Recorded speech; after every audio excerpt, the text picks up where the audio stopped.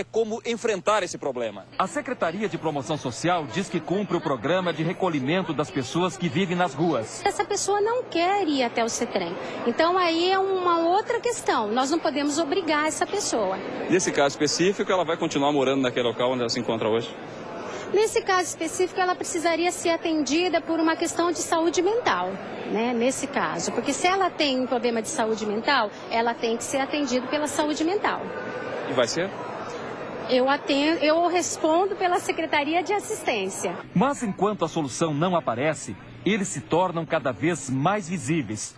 Todos já sabem há quanto tempo esta mulher vive aqui, nessas condições. Há mais de um mês. Já tem vários meses que ela está naquela situação ali, debaixo de chuva, debaixo de sol, não sai dali para nada. Bom, tem um exemplo feito pelo repórter João Carlos Borda. Doutor Alexandre, o que aconteceu com essa moça que estava na rua? Nós, Ribeirão Preto, nós tivemos a preocupação de fazer um levantamento de moradores de rua.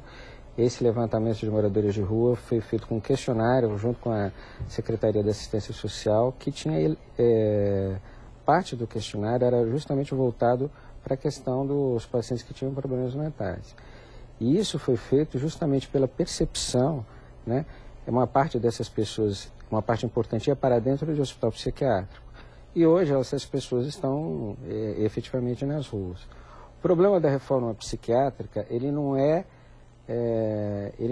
da pessoa que tem uma família, que tem uma estrutura, e que você pode orientar para dar medicação, é justamente daquela pessoa que não tem estrutura, ou que os pais, por exemplo, estão ficando muito velhos e falecem, e a pessoa não consegue se organizar de uma maneira adequada para ter uma vida tranquila. Nesse caso, por exemplo... seria o CAPS, ele ajuda até certo ponto, mas, por exemplo, nós tínhamos alguns pacientes que estavam no CETREM e que frequentavam o CAPS e que não estavam inseridos propriamente num programa de reabilitação. No caso dessa moça, ela foi encaminhada ou não? Ela foi encaminhada, né? E agora está sendo submetida a tratamento. O que precisa, né? O que precisa efetivamente? O que precisa é um sistema que possa ser permeável a essas pessoas, que essas pessoas não fiquem sozinhas, que elas tenham uma ajuda real no sentido de melhorar da sua condição. E eu vou citar um detalhe, porque nós fizemos várias alterações de fluxo no sentido de fazer com que essa pessoa tivesse uma vaga mais rápida. Tivesse o atendimento. Mais rápido em um hospital psiquiátrico. E naquele dia exatamente em que ela ficou... teve um dia em que nós fomos mais comunicados, que ela acumulou mais coisas ali na porta, nós havíamos solicitado a central de vagas e naquele dia exatamente não havia. Então, na verdade, o sistema é como o Luiz Alberto falou, ele tem uns limites, esses limites ainda não foram completamente superados. Como que funciona a central de regulação de vagas para os pacientes da psiquiatria? Houve uma mudança de fluxo agora, né? Mas a central funcionava basicamente assim. Antes o paciente tinha que passar por 6 leitos da unidade de emergência do HC, dependendo da cidade ou da unidade de onde ele vinha. E nós tínhamos apenas 6 leitos de urgência para uma região de 1.200.000 habitantes, ou seja, para 25 cidades da região. Então é lógico que se criava um funil quase absurdo para que o paciente pudesse ter acesso ao Hospital Santa Teresa. Então, se 6 leitos da unidade de emergência ficassem lotados, o paciente às vezes tinha vaga no hospital psiquiátrico e ele não conseguia alcançar a vaga porque precisava passar... Por conta passar desses outros leitos? Por causa estavam superlotados. Que já estavam lotados ali na unidade de emergência.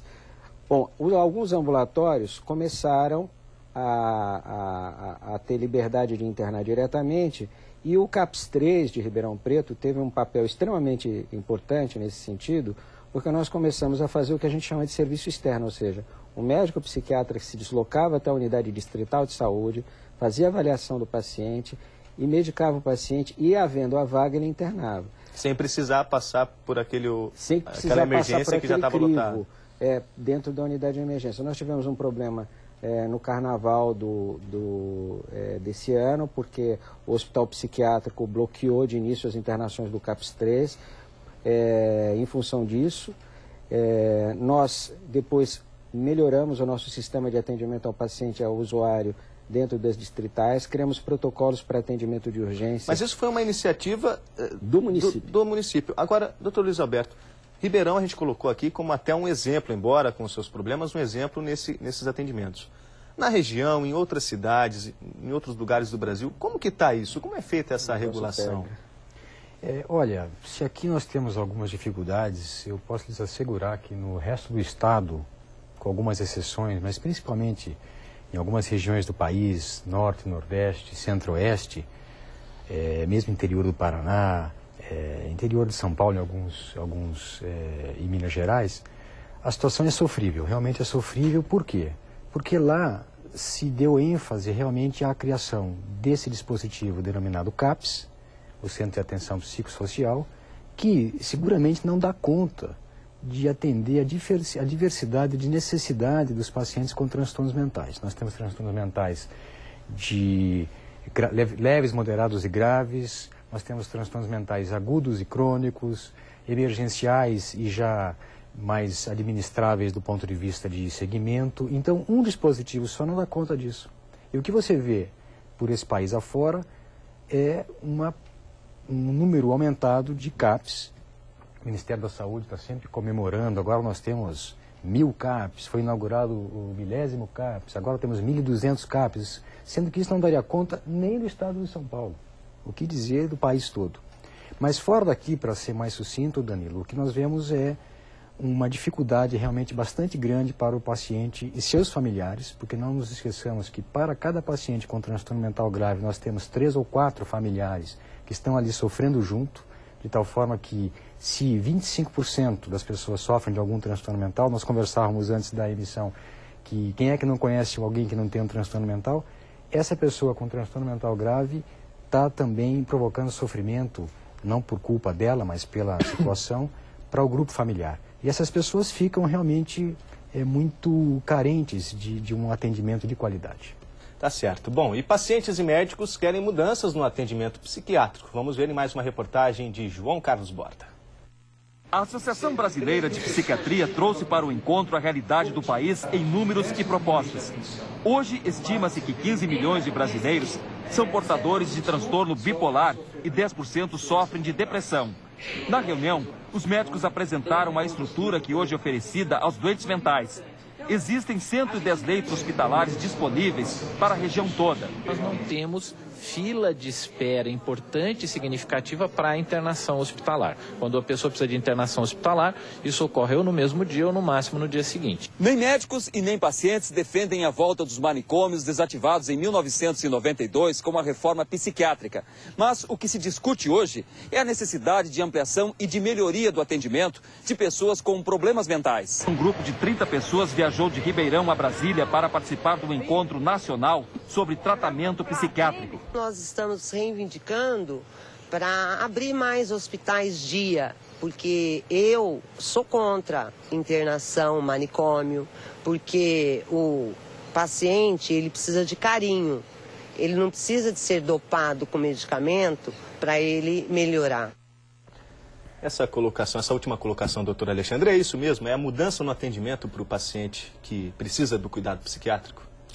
Sim, agora o que é importante ressaltar é o seguinte: se o CAPS não estiver bem estruturado, com os funcionários bem adequados, ele também não é garantido que o paciente vai ser bem atendido. Como que está a preparação para os funcionários atenderem os pacientes? Então, assim, vários esforços têm sido feitos no sentido de dar formação, de dar uma base maior a esses pacientes e aos funcionários também, né? Agora, a gente nota também que as famílias precisam também de mais suporte. Nós temos um projeto que é um projeto que está sendo desenvolvido pelo professor Kodato, que é junto com uma psicóloga chamada Marciana, que é extremamente interessante sobre agente redutor de crise. Ou seja, seria um agente, quase como se fosse um agente de saúde, que iria e que teria uma formação especial, iria até a casa do paciente para tentar ajudar a família a lidar com algumas questões e que seria monitorado por um psicólogo, por um psiquiatra, entendeu? Com formação em acompanhamento terapêutico para poder dar mais estrutura de atendimento. A participação da família, então, é importante no tratamento do paciente. Extremamente importante para o tratamento do paciente. Agora, que é o que nós vemos nas UTIs, né, doutor Luiz Alberto? Que nós conversávamos antes, até na UTI já tem, né, uma janela que é possível a família ver como que está o paciente.